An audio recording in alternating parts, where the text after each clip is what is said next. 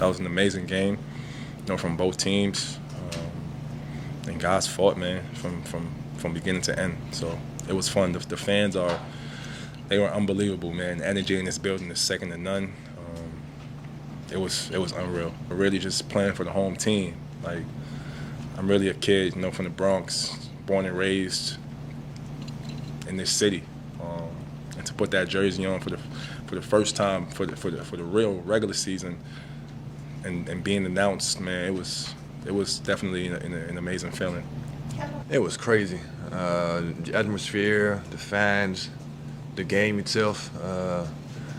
It was fun to go to OT, but I wish we would have killed that game, in the first 48 minutes. But it was a dogfight, really, especially towards the end. I mean, I'm sure you guys could see, like, we were both tired.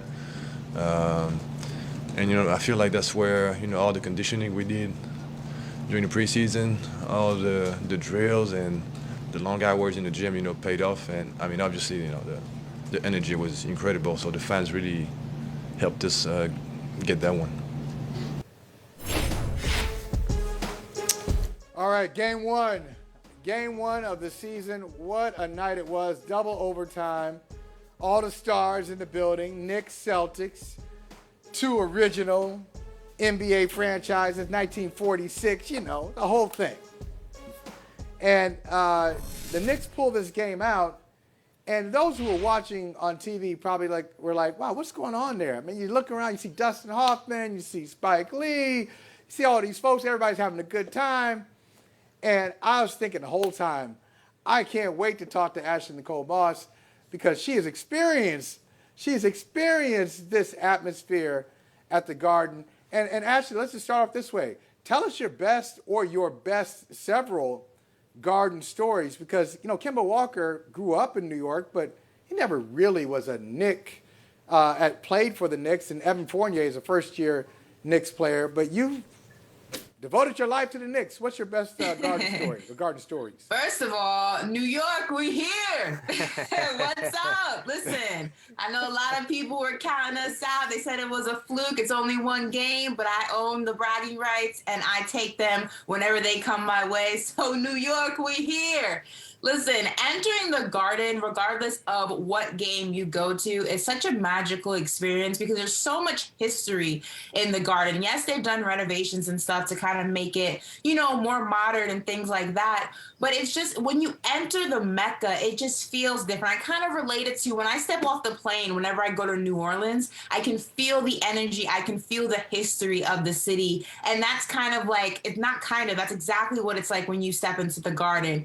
It's just, you can feel all the iconic and historic games that have been played there, the players that have walked those halls, whether on the Knicks or not. There's really no place in the world quite like it. There's nowhere in the sports world quite like it. That's not something just Knicks fans say. That's not just something that basketball enthusiasts say just to say it. It's really, truly, if you've ever had an opportunity to see a game in the Garden, whether you're a Knicks fan or not, if you have the opportunity to see a game in the Garden, take it. There's no place in the world quite like it. I've never been there. I've never been to a game What? there. I know, it's surprising. This is like saying you haven't seen one of the great movies out there. Michael, where would you rate MSG in all the NBA arenas out there?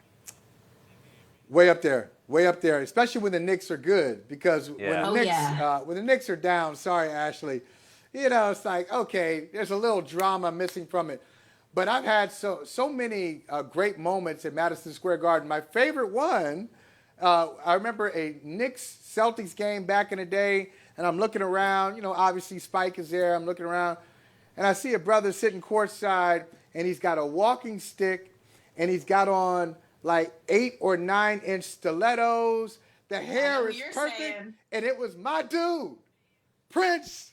I said, look at Prince.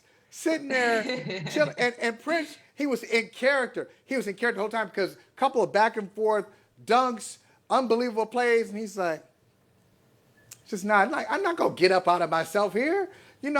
This is supposed to happen. I know about drama. I'm not going to scream. He was just chilling. And then I saw him after the game, probably like 2 feet away, and y'all, I froze.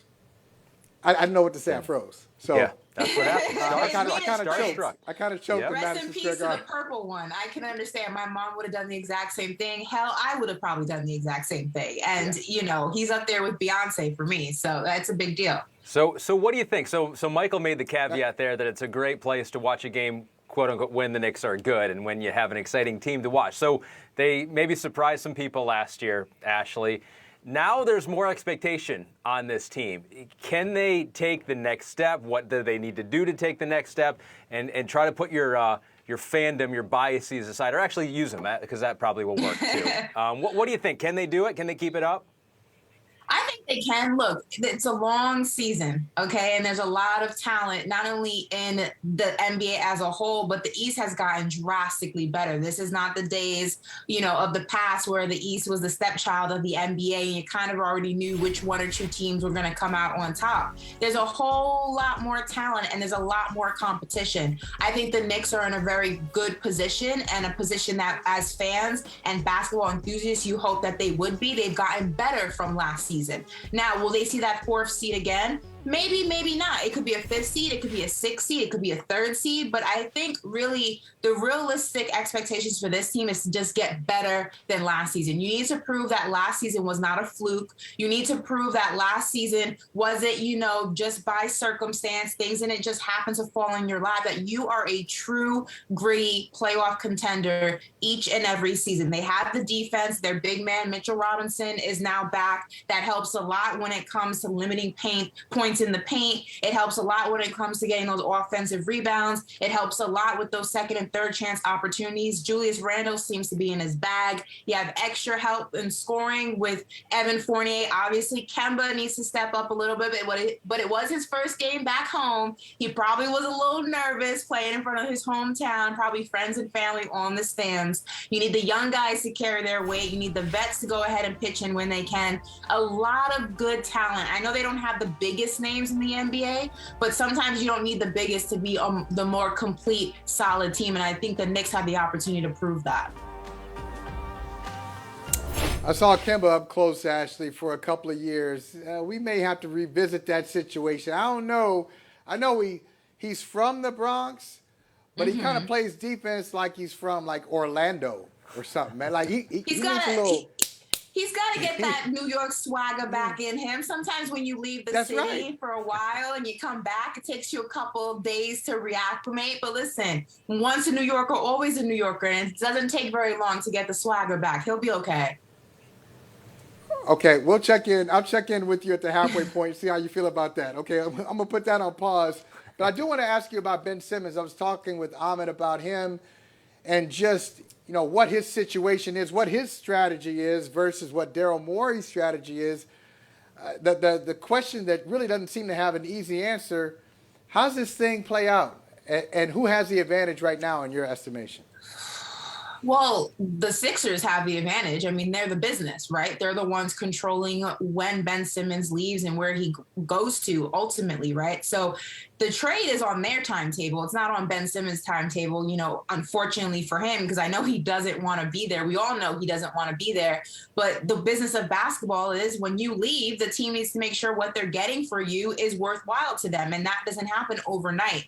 I think that there's no fixing this relationship for multiple reasons. One, he's kind of already let the fans, the franchise, the front office, his teammates know he does not want to be there. They already have a sour taste in their mouth from the last time they were in the playoffs where he didn't even go up for a dunk against that series against Atlanta. But even taking it a step further, now it's kind of like you're lashing out on your teammates. Some of these guys have gone to bat for Ben Simmons publicly, whether on social media. And now it's like you're coming into practices, you're being more disruptive than you are being helpful. You have your phone in your pocket. It's clear you don't want to be there. And these guys really are only there to practice and to win games and ultimately win a championship. That is all athletes, that is all basketball players want to do, is win and win a title. So now you're coming in there and you're taking out the situation that the franchise and the front office, that I understand is extremely frustrating. It must be terrible to have to show up someplace every single day that you do not want to be in.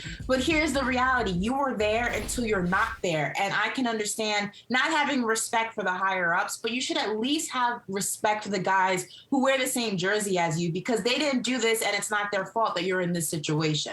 Ashley, this is super interesting, and I think it fits into kind of a bigger story that we've been telling about the NBA for a few years now. It's how much power does the player have versus how much power do the teams, the GMs have. We've seen it with big threes coming together and basically doing it on their terms. I think this is kind of an extension of that with Ben Simmons trying to see how much power he has, even though he is under contract for a while here. Marvin Bagley, I think kind of the same thing. That story with his agent talking about the playing time and not being part of the rotation early on this season, how that hurts them. They haven't said they want to trade, but you can kind of read between the lines that that's what they're talking about at this point if he doesn't get some playing time.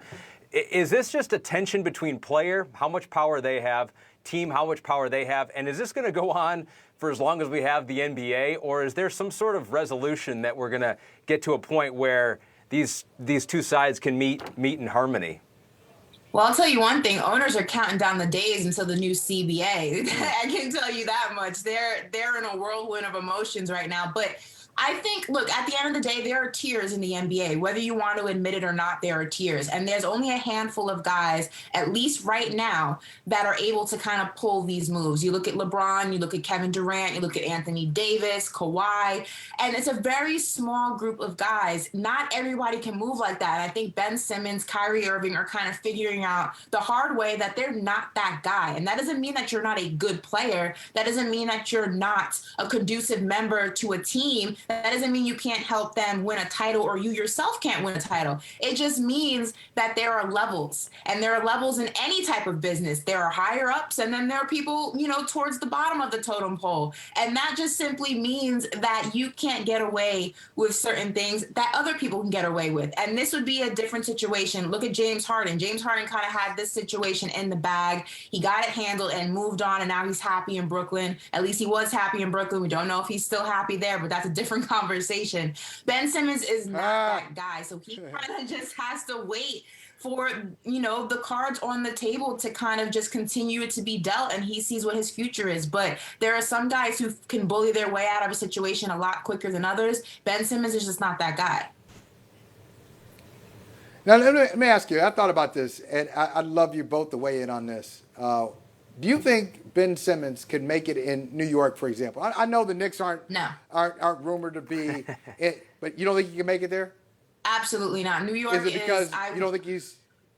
Why not? I will go on the record and say, and I know people will go ahead and disagree with me. Some people will say, no, you don't know this city. New York is the hardest market to play in. New Yorkers are extremely ruthless. They hold no punches. They will love you if you're playing really, really well, and they are not afraid to boo you and trash you in every media outlet, on the streets while you're getting groceries, walking your dog, minding your business. It is that serious. New Yorkers are not people who bite their tongue. And if Ben Simmons thinks that the Philly fan base has been tough on him, you try playing in Madison Square Garden and not jumping up for a layup in a playoff series that the Knicks have seen, the first one in 8 years. You think it's bad there? Ben Simmons couldn't walk out of his apartment on Fifth Avenue without having somebody say something to him. It's that serious. New York is notorious for being a very tough market, and that's why a lot of people can't play in New York, and there's nothing wrong with that. People know what they're getting into when they go into New York City, and a lot of people don't want to deal with it. I defer to Ashley's knowledge on playing in New York City and what it would take there. I've always had so much fun there. I can't imagine. True. It wouldn't be a great place to play. But seriously, it's all fun until it's not, Michael. It's all fun until it's not. But tell me this. Tell me, Ashley, why would it be different? But Philly is the same way. It's the same way, and it's smaller. So Philly, you can hide more in New York. Okay, let's see. I don't want to be around the Garden. Let me go to Long Island. Let me hide. In Philadelphia, they'll love you if you play well, and they don't hold their tongues either. Trust me. So I think he could. I think he could make it there. And the reason I'm saying this is because Ben Simmons, we got to keep reminding. I'm not making excuses for him, although I've made excuses for him before. He's 25. And if you guys think back to 25, it's a longer journey back for Ahmed and I. Ashley, that was you yesterday, 25, or 2 days ago. But or today. Yeah. But you think about Not today, the progress. but I wish. You think about the growth. Right? But think about the growth, though. The growth from where you are now and where you were at 25. if he's about it. Now, I know a lot of people don't think he's about it, but what if it just kind of goes off and he's like, okay, I get it now. Wouldn't you think that guy could be a real asset for a team? I mean, look, I don't think he's not an asset right now. I think he's a brilliant defensive player. He can guard every position 1 through 5. His offense needs a lot of work. He needs to be willing to put in the work. And that's been a critique of him. He comes across very entitled. He comes across very lazy if you listen to other reports that are out there. And he does not want to do the work. He does not want to get better. And in a sense, you can kind of see that product unfold on the court, right? He hasn't made these drastic strides in his offense. Defense is another conversation, but when it comes to scoring, you haven't really seen much. You haven't seen many drastic improvements for him, and I think that's the critique. So, yes, if a light switch just goes off one day and now all of a sudden he's a different person and he has, a different work ethic and a different mindset, absolutely, any team wants him. I think any team wants him right now, but if you're asking if he can play in a market like Los Angeles, like New York, or like Philly with the way that he currently maneuvers and the way he currently thinks, absolutely not, because those aren't fan bases that are very forgiving. Those aren't fan bases that are very patient. Those are fan bases that will boo you while they're wearing your jersey in the crowd because you aren't putting the effort in. And I think Ben Simmons has to realize that I can understand there's a line, right? Players and fans should not disrespect players outside of the game of basketball. Don't name call, don't talk about people's families, don't throw things at them, but boos and playful name calling, like when they did Trae Young at the Garden, where Trae is balding and chants like that. That's part of the game. That is just part of the game. And listen, it's playful. And no one's feelings are going to get ultimately hurt. He's fine. He's not worrying about it. But Ben wants people to coddle him regardless of how he maneuvers. And that's just not the real world, especially not the sports world.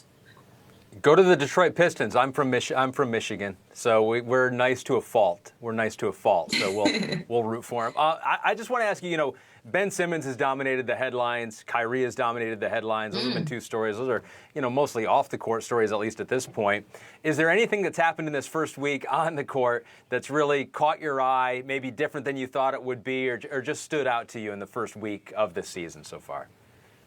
The Warriors are back. Yeah. I can say that. The Golden State Warriors are back, and they're not even at full strength yet. I mean, Klay Thompson hasn't stepped foot on that court. We haven't seen the Splash Brothers together since 2019. It is absolutely incredible the type of basketball that they are playing, how Steph Curry's playing. Again, only 2 games, a couple of games in, a lot can happen, a lot can change. But I will go as far as saying that if the Warriors can continue this trajectory and Klay Thompson comes back and he's not a shell of the player that he was, because, listen, 2 major injuries back-to-back can be detrimental to anybody, but especially someone who's used to playing at such a high caliber like Klay Thompson, you may not see him come back in the same capacity, but if he can even come back 80% close to the player that he is, let alone 100, I would not be surprised if the Golden State Warriors are the team to beat in the West. I know we talk about the Lakers, and it's LeBron, and it's Carmelo Anthony, and it's Anthony Davis, and Russell Westbrook, and all those names, a whole lot of Hall of Famers.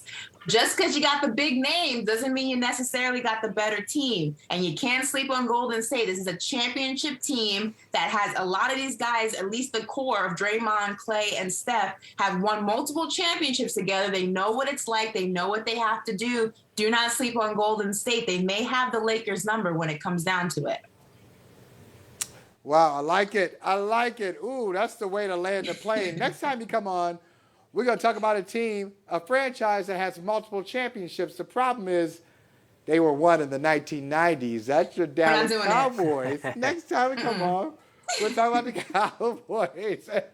Hey, but hey, Ashley, appreciate it. And I got to tell you, that jacket is that's fire. Yeah. That is the fashion item of the month. Right there. You have to let our... A little yellow suede to brighten up the day. Just a little something. Oh, that's good. You gotta let our viewers know where you got it at some point. Not right now. Maybe tweet it out. Now you don't want to tell your secret.